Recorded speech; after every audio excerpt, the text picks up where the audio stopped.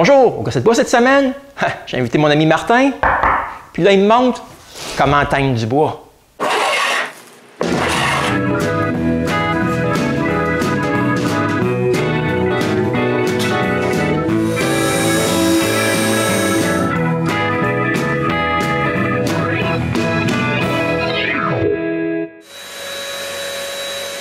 Il y a une couple de mois, Martin Séguin a vaporisé de la teinture à l'eau sur une table. Ouais, ça m'a intrigué et je voulais en savoir plus. Je l'ai donc invité à la maison pour me montrer comment il s'y prend et ensemble, on va teindre 7 feuilles de contreplaqué. La première chose qu'il faut faire, c'est des tests de couleur. Premièrement, avec une petite quantité d'eau, il faut compter le nombre de gouttes de teinture. Après, avec un essuie-tout, il fait un test sur le coin d'un bout de bois.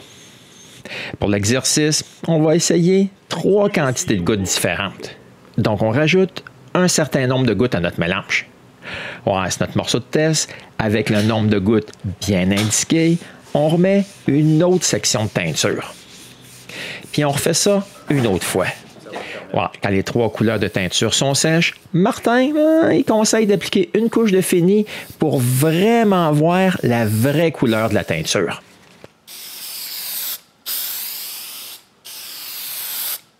Après, on sait quel mélange il faut faire pour avoir la couleur qu'on veut.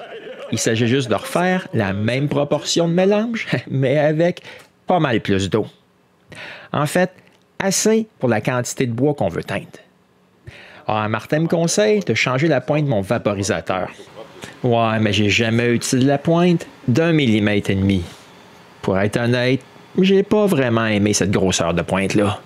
Je suis pas mal plus habitué à celle de 2 mm. Après s'être assuré que c'est bien mélangé, on peut mettre le mélange dans le vaporisateur et vaporiser la teinture.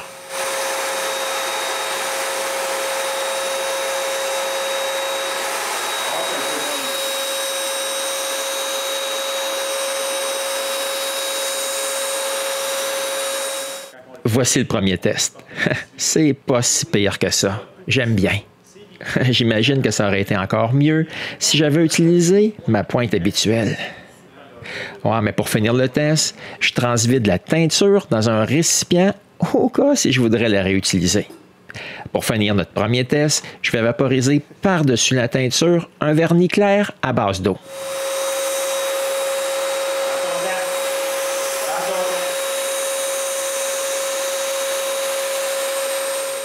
Ensuite, on essaye de teindre directement le vernis. Mais pour l'exercice, on met un nombre de gouttes aléatoire. On mélange ça, et je vaporise le vernis teint juste à côté de notre premier test. J'aime bien le résultat. Mais comme c'est la première fois que je vaporise du vernis avec la pointe de 1,5 mm, c'est pas tout à fait à mon goût. La teinture et le vernis par-dessus ont quand même donné un meilleur résultat. C'était mon apprentissage sur les teintures à l'eau. J'espère que vous aussi, vous aurez appris quelque chose, puis on se revoit bientôt au Gossette Bois.